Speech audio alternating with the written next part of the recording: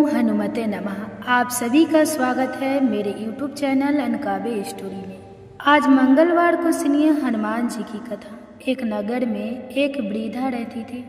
उसका एक ही पुत्र था। उस वृद्धा की हनुमान जी पर बहुत गहरी आस्था थी। वह हर मंगलवार का व्रत रखती थी और हनुमान जी की पूजा आराधना करती थी। एक बार हनुमान जी ने अपनी भक्ति ने उस वृद्ध महिला की श्राद्ध का परीक्षण करने का विचार किया। हनुमान जी साधु का वेश धारण कर वृद्धा के घर गए और पुकारने लगे कि है कोई हनुमान भक्त जो हमारी इच्छा पूर्ण करे। तब आवाज़ उस वृद्धा के कान में पड़ी। पुकार सुनकर वृद्धा जल्दी से बाहर आई और साधु को प्रणाम कर बोली, आज्ञा महाराज। हनुमान वेशधारी साधु बोले, मैं भूखा हूँ, भोजन करूँगा, तुम थोड़ी सी जमीन लीप दो। वृद्धा दुविधा में पड़ गई, अतः हाथ जोड़कर बोली, महाराज, लीपने और मिट्टी खोदने के अतिरिक्त आप कोई दूसरी आज्ञा दें, मैं अवश्य पूर्ण करूँगी। साधु ने 3 बार प्रतिज्ञा कराने के बाद कहा, तू अपने बेटे को बुला, मैं उसकी पीठ पर आग जलाकर भोजन बनाऊंगा। यह सुनकर वृद्धा घबरा गई, परंतु वह प्रतिज्ञाबद्ध थी। उसने अपने पुत्र को बुलाकर साधु को सौंप दिया। साधु वेशधारी हनुमान जी ने वृद्धा के हाथों से ही उसके पुत्र को पेट के बल लेटाया और उसकी पीठ पर आग लगवा दी। आग जलाकर दुखी मन से वृद्धा अपने घर में चली गई। इधर भोजन बनाकर साधु ने वृद्धा को बुलाकर कहा कि उनका भोजन बन गया है, तुम अपने पुत्र को पुकारो ताकि वह भी आकर भोग लगा ले। इस पर वृद्धा बोली, उसका नाम लेकर मुझे और कष्ट ना दे। लेकिन जब साधु महाराज नहीं माने तो वृद्धा ने अपने पुत्र को आवाज़ लगाई। वह अपनी माँ के पास आ गया और अपने पुत्र को जीवित देखकर वृद्धा को बहुत आश्चर्य हुआ और साधु के चरणों में गिर पड़ी। तब हनुमान जी अपने वास्तविक रूप में प्रकट हुए और वृद्धा को भक्ति का आशीर्वाद दिया। तो प्रेम से बोले, शंकर भगवान की जय हो, बजरंगबली की जय। आइए सुनते हैं मंगलवार व्रत की पौराणिक कथा। एक बार नैमिषारण्य तीर्थ में 80,000 मुनि एकत्र होकर पुराणों के ज्ञाता श्री सूत जी से पूछने लगे, हे महामुनि, आपने हमें अनेक पुराणों की कथा सुनाई है, अब कृपा करके हमें ऐसा व्रत और कथा बताएं जिसके करने से संतान की प्राप्ति हो तथा मनुष्य को रोग, शोक, अग्नि, सर्व, दुख आदि का भय दूर हो, क्योंकि कलयुग में सभी जीवों की आयु बहुत कम है। फिर इस पर उन्हें रोग, चिंता के कष्ट लगे रहेंगे, तो फिर वह श्री हरि चरणों में अपना ध्यान कैसे लगा सकेंगे। श्री सूत जी बोले, हे मुनियों, आपने लोक कल्याण के लिए बहुत ही उत्तम बात पूछी है। एक बार युधिष्ठिर ने भगवान श्री कृष्ण के लोक कल्याण के लिए यही प्रश्न किया था। भगवान श्री कृष्ण और युधिष्ठिर का सवाल तुम्हारे सामने कहता हूँ, ध्यान पूर्वक सुनो। एक समय पांडवों की सभा में श्री कृष्ण जी बैठे हुए थे। तब युधिष्ठिर ने भगवान श्री कृष्ण से प्रश्न किया, हे प्रभु नंद नंद गोविंद, आपने मेरे लिए अनेकों कथाएं सुनाई हैं। आज आप कृपा करके ऐसा व्रत या कथा सुनाएं जिसके करने से मनुष्य को रोग, चिंता का भय समाप्त हो और उसको पुत्र की प्राप्ति हो। हे प्रभु, बिना पुत्र जीवन व्यर्थ है। पुत्र के बिना मनुष्य नरकगामी होता है। पुत्र के बिना मनुष्य प्रीत ऋण से छुटकारा नहीं पा सकता और ना ही उसका पुण्य कर्मन नामक करण से उद्धार हो सकता है। अतः पुत्र दायक व्रत बताए। श्री कृष्ण भगवान बोले, हे राजा, मैं एक प्राचीन इतिहास सुनाता हूँ, आप उसे ध्यान पूर्वक सुने। कुंडलपुर नामक एक नगर था, उसमें नंदा नामक एक ब्राह्मण रहता था। भगवान की कृपा से उसके पास सब कुछ था, फिर भी वह दुखी था। इसका कारण यह था कि ब्राह्मण की स्त्री सुनंदा की कोई संतान नहीं थी। सुनंदा पतिव्रता थी, भक्ति पूर्वक श्री हनुमान जी की आराधना करती थी।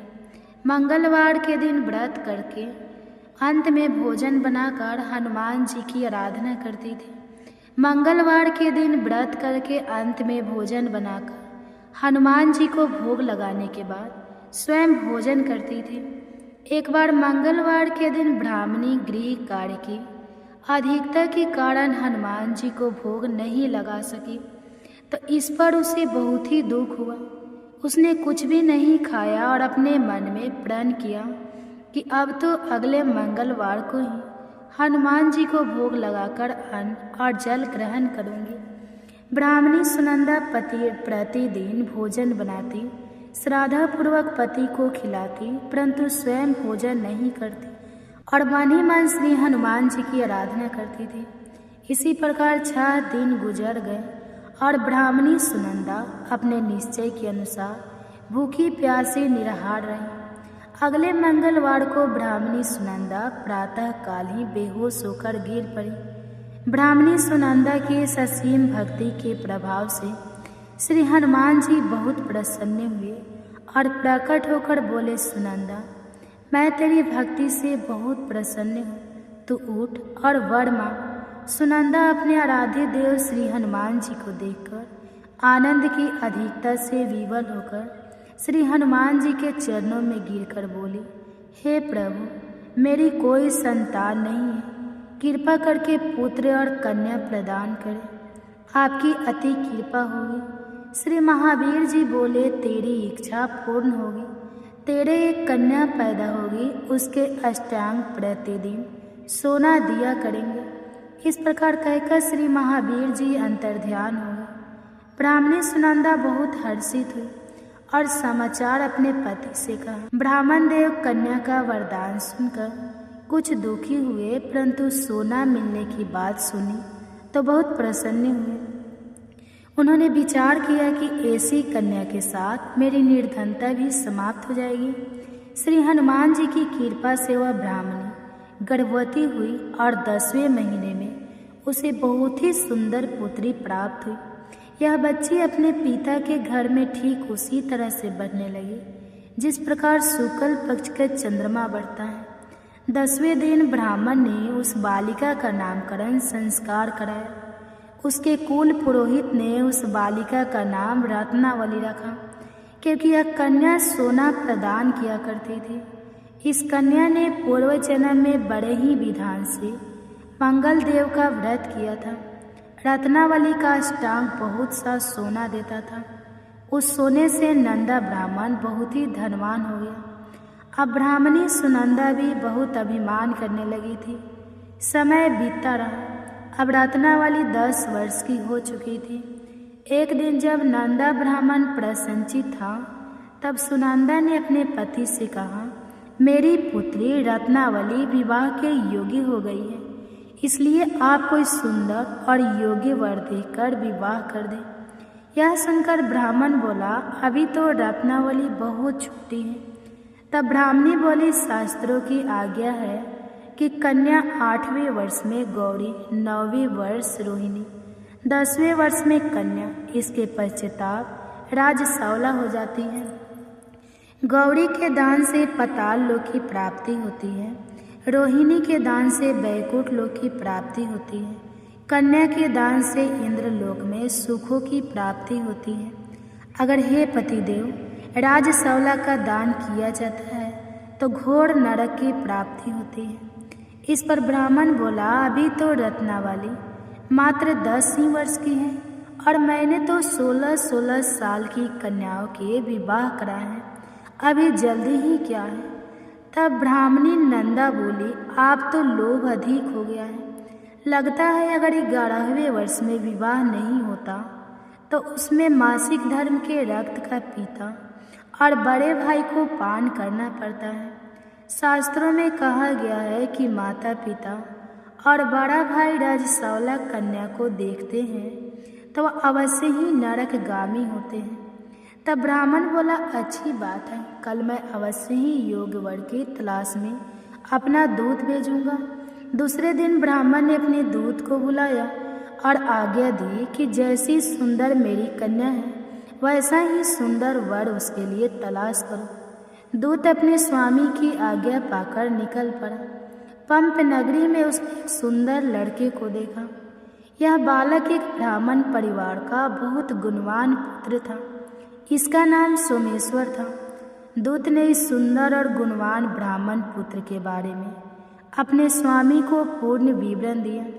ब्राह्मण नंदा को भी सोमेश्वर अच्छा लगा और फिर एक शुभ मुहूर्त में विधि पूर्वक कन्यादान करके ब्राह्मण संतुष्ट हुए। परंतु ब्राह्मण के मन में तो लोभ समाया हुआ था। उसने कन्यादान तो कर दिया था, पर वह बहुत ही खीन था। उसने विचार किया कि रत्नावली तो अब चली जाएगी और मुझे इससे जो सोना मिलता था वह अब मिलेगा नहीं। मेरे पास जो धन था कुछ तो इसके विवाह में खर्च हो गया और जो शेष बचा है वह भी कुछ दिनों के बाद समाप्त हो जाएगा। मैंने तो इसका विवाह करके बहुत बड़ी भूल कर दी। अब कोई ऐसा उपाय हो कि रत्नावली मेरे घर में ही बनी रहे, अपनी ससुराल ना जाए। लोभ रूपी राक्षस ब्राह्मण के मस्तिष्क पर छाता जा रहा था। रात भर अपनी सैया पर बेचैनी से करवटें बदलते बदलते उसने एक बहुत ही क्रूर निर्णय लिया। उसने विचार किया कि जब रत्नावली को उसका पति सोमेश्वर अपने घर के लिए जाएगा तो वह मार्ग में छिपकर सोमेश्वर का वध कर देगा और अपनी लड़की को अपने घर ले जाएगा, जिससे नियमित रूप से उसे सोना भी मिलता रहेगा और समाज का कोई मनुष्य उसे दोष भी नहीं दे सकेगा। जब अगले दिन सुबह हुई तो नंदा और सुनंदा ने अपनी जमाई तथा लड़की को बहुत सारा धन देकर विदा किया। सोमेश्वर अपनी पत्नी रत्नावली को लेकर ससुराल से अपने घर की तरफ चल दिया। ब्राह्मण नंदा महालोभ के वशीभूत होकर अपनी मति खो चुका था।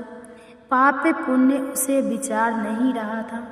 अपने भयानक और क्रूर निर्णय को कार्य रूप देने के लिए उसने अपने दूत को मार्ग में अपनी जमाई का वध कराने के लिए भेज दिया था, ताकि रत्नावली से प्राप्त होने वाला सोना उसे हमेशा मिलता रहे और वह कभी निर्धन ना हो। ब्राह्मण के दूत ने अपने स्वामी की आज्ञा का पालन करते हुए उसके जमाई सोमेश्वर का मार्ग में ही वध कर दिया।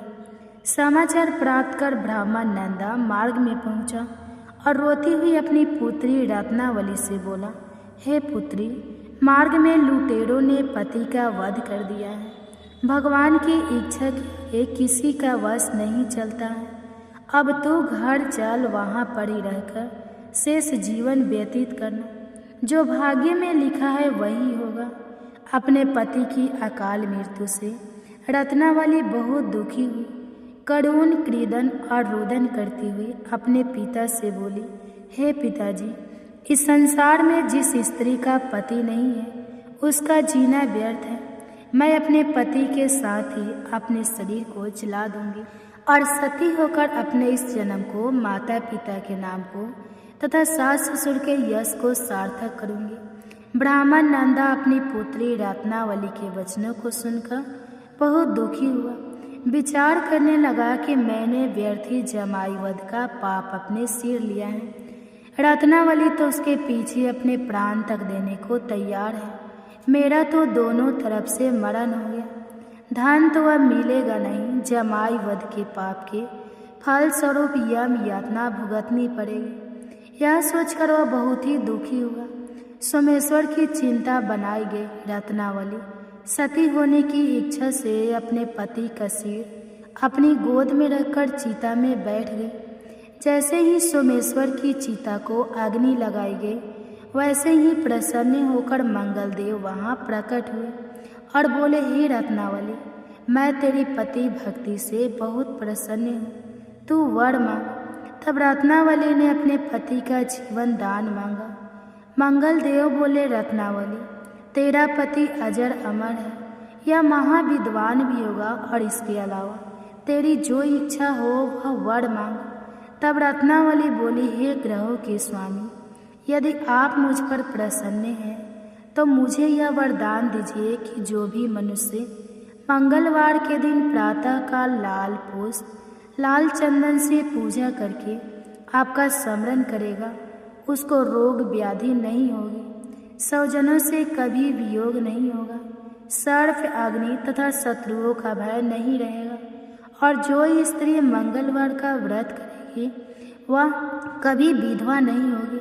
मंगलदेव ने तथास्तु कहकर अंतर ध्यान हो गया। सोमेश्वर मंगलदेव की कृपा से जीवित हो उठा। रत्नावली अपने पति को पुनः प्राप्त कर बहुत प्रसन्न हुई और मंगलदेव का व्रत प्रत्येक मंगलवार को करके व्रतराज और मंगलदेव की कृपा से इस लोक में सुख ऐश्वर्य को भोगते हुए अंत में अपने पति के साथ स्वर्ग लोक को गए। प्रेम से बोलिए जय श्री हनुमान। आप सुनिए ऋण मोचक मंगल स्तोत्र पाठ का हिंदी अनुवाद।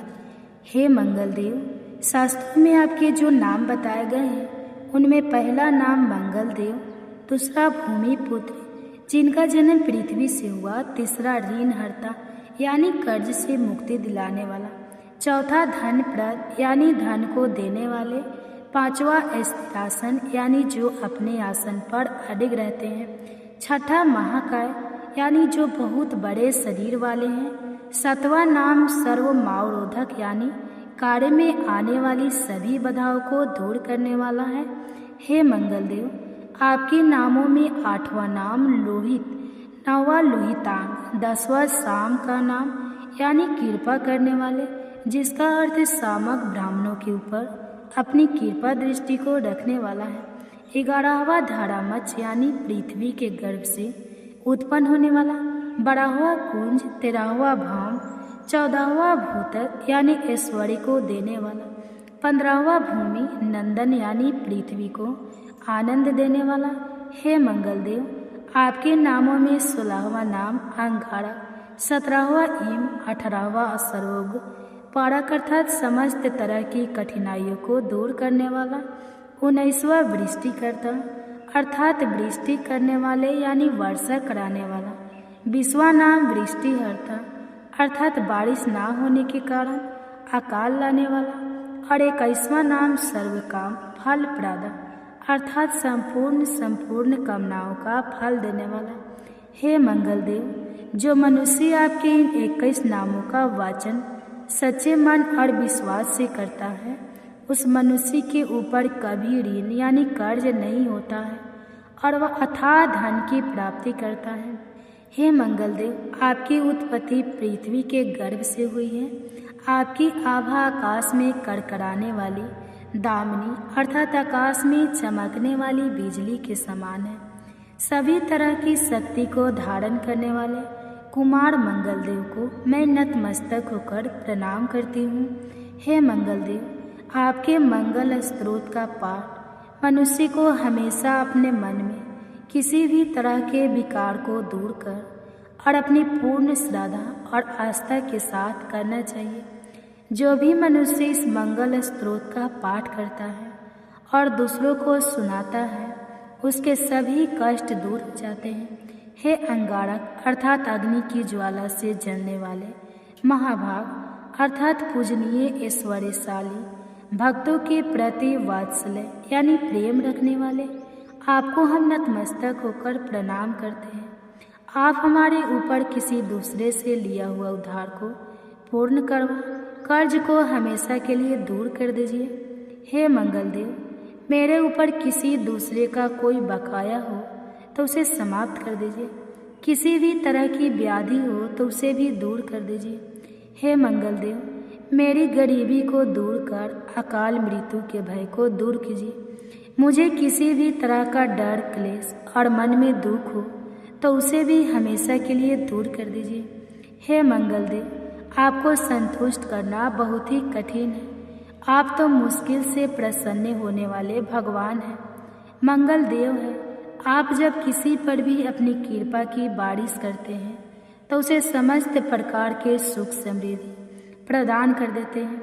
जब आप किसी पर नाराज होते हैं तो उसकी सार्वभौम सत्ता को भी तहस नहस कर डालते हैं।